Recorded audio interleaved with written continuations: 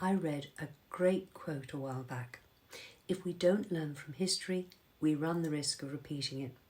Now, I think the author was talking about world wars, but it made me think about the importance of learning from our own personal history. Let me give you a simple example. Let's say you're chopping vegetables with a very sharp knife, and you're not being careful to curl the fingers of your other hand under. Next thing you know, you've cut yourself. Well, apart from the initial pain, there's seemingly a lot of blood, then all the hassle of trying to stop the bleeding, putting on a plaster, cleaning up, etc. The lesson to be learned is, of course, to always pay attention and to make sure you curl your fingers back when chopping with a sharp knife. But if you don't learn that lesson, guess what happens? Easy. You cut yourself again and again and maybe again. If you look back on your life, I'm pretty sure you'll remember many mistakes you've made, not just with using sharp knives, but with things you've done or said, situations where you know you could have done better or handled things more sensitively. Some of those memories will probably make you squirm with embarrassment even now, and you won't be thanking me for making you recall them. But are you able to recognise the lessons you learned from each one of them?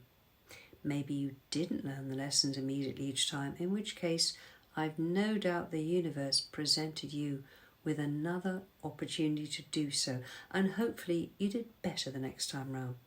Or did you beat yourself up? Shout, swear, blame the tools, the world, everybody else, and of course yourself? If you believe in reincarnation, then you may understand that every life is for the purpose of learning lessons and acquiring wisdom. When we arrive in a new body, we forget why we're here and what lessons we want to learn. After all, if we remembered all that, it would make it too easy and we just sail through life having a great time without learning a thing.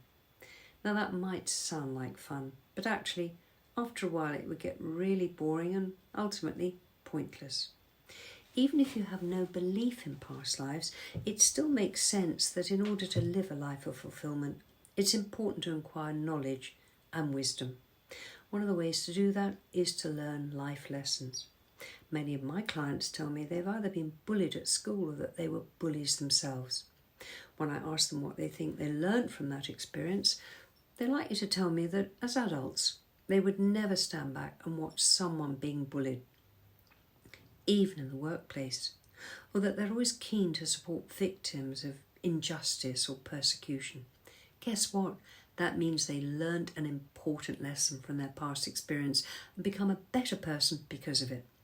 What I'm suggesting to you is that you can look back on your life and be filled with regret, shame, disappointment, or even self-loathing.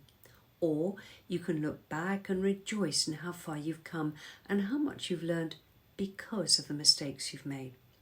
I don't know about you, but I know which of those I prefer. Now, talking of mistakes, how many times in your life have you made a hasty decision and then regretted it later? There's an old saying, I like sayings, marry in haste and repent at leisure. I'm not suggesting you're about to do that, or at least I hope you're not. But it's a good analogy for what I'm suggesting here. We're constantly asked to make decisions in our everyday lives. In fact, it's estimated the average adult makes about 35,000 remotely consciously decisions each day. Each decision, of course, causes certain consequences with it that are both good and bad. Of course, there are the more simple decisions like what to wear, what to eat or drink, for example. The consequences of those are unlikely to be disastrous.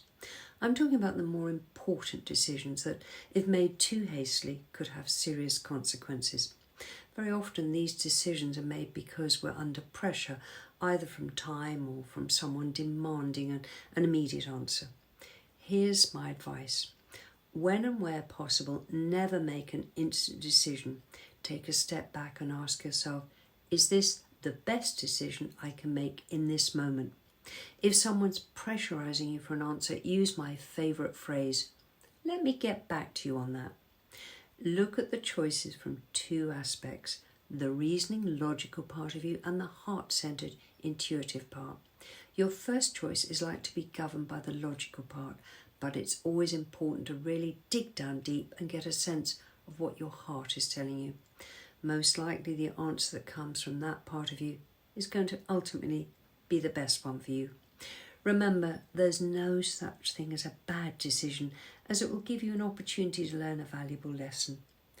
Wishing you well with your life lessons, even though they may have been hard fought.